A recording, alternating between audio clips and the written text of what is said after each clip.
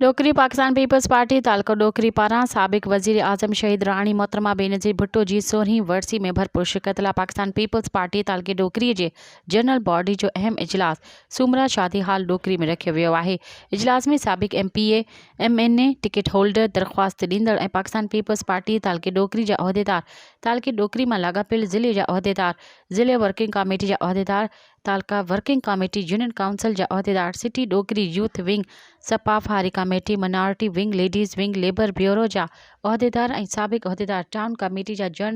Chairman, union council जा chairman, vice chairman, ज़िले council जा मेंबर ऐं काउंसिलर वर्कर जियाला शिरकत कनि। मज़ीद ख़बरनि ऐं तफ़सीलात लाइ विज़िट कयो असांजी वेबसाइट www.awamiNewsHD.com ऐं ॾिसंदा रहो अवामी न्यूज़ HD।